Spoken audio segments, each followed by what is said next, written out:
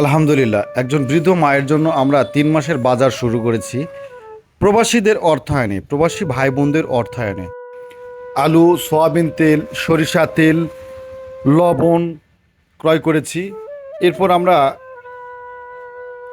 শুকনা মরিচের গুঁড়া, রসুন, পেঁয়াজ, আদা, কাঁচামরিচ এই দোকান থেকে ক্রয় করলাম। প্রচণ্ড বৃষ্টি চলছে। এরপর মাছ বাজারে, মাছ পুরোটা বাজার দেখার পরে বড় মাছ এই দোকান থেকে আমাদের কিনতে হলো। 2টা বড় মাছও কিনলাম এই দোকান থেকে।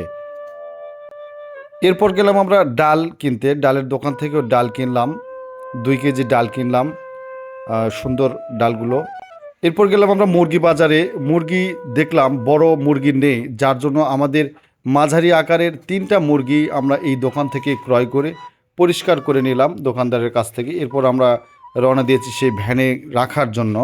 বৃষ্টিতে আসলে নড়াচড়া খুব কষ্টসাধ্য। এরপর এই দোকান থেকে মশলাও কিনলাম, জিরা, তেজপাতা, গরম মশলা, ডাল মশলা। এরপর কিনলাম আমরা মুড়ি, মুড়ি এই দোকান থেকে ক্রয় করলাম।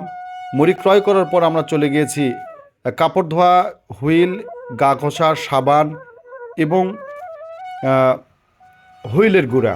এরপরে এই দোকান থেকে ক্রয় করলাম আমরা ডিম এবং আটা। আটা ক্রয় করার পরে আমরা ভ্যানে উঠালাম। ভ্যানে ওঠানোর পরে চাল ক্রয় করলাম। চাল ক্রয় করার পরে আমরা সেই বাড়ির উদ্দেশ্যে রওনা দিয়েছি। মাঝে মধ্যে বৃষ্টি চলছে, আসলে বৃষ্টির অপেক্ষা করে আমরা সেই অসহায় মায়ের জন্য আমরা খাবার নিয়ে যাচ্ছি। পরবর্তী ভিডিও দেখার জন্য সকলকে আমন্ত্রণ রইল। আসুন আমরা প্রতিদিন একটি ভালো কাজ করি, একটি ভালো কাজ করার বিনিময়ে একটি অসহায় পরিবারের মুখে আমরা হাসি ফোটাই। ধন্যবাদ।